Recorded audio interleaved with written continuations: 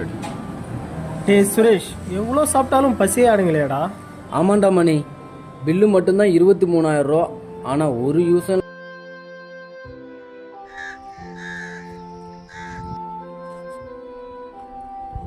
Bill மட்டும்தான் 23,000 ரூபா.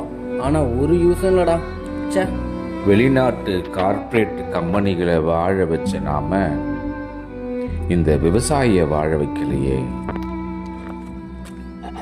இந்த 23,000 ரூபாய் இவர்கிட்ட 20 வருஷத்துக்கு முன்னாடி இருந்திருந்தா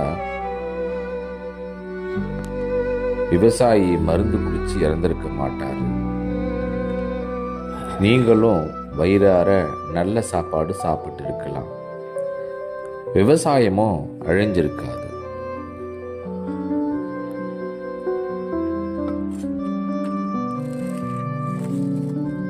விவசாயியை நம்ம எங்க வாழ விட்டோம்? அதன் விளைவு இன்று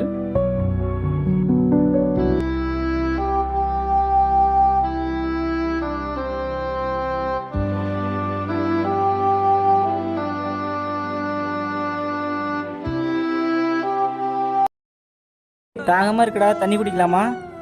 தோ கடை இருக்கே, போலாமே வா.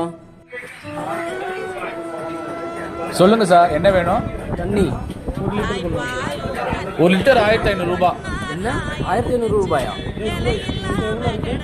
அவ்வளோலாம் காசு இல்லையாடா?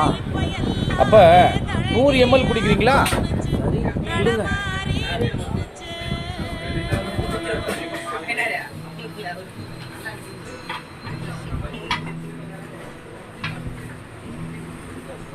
ஆறிருக்கும் பக்கத்தில உருவானிச்சு வரலாறு சொல்லிச்சு. ஊரு மட்டும் இருக்குதையா, அற மட்டும் காணல, போன இடம் தெரியல.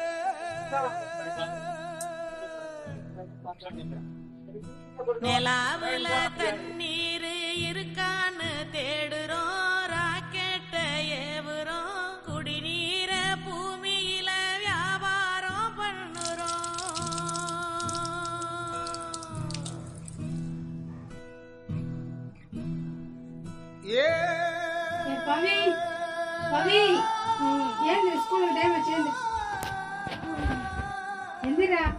அப்பாடா, இது கனவா? கனவாவே இருக்கட்டும். இயற்கை வளங்களை காப்பது நம் அனைவரின் கடமை. அடுத்த தலைமுறைக்கு அப்பழுக்கற்ற இயற்கை வளங்களை விட்டு செல்வோம்.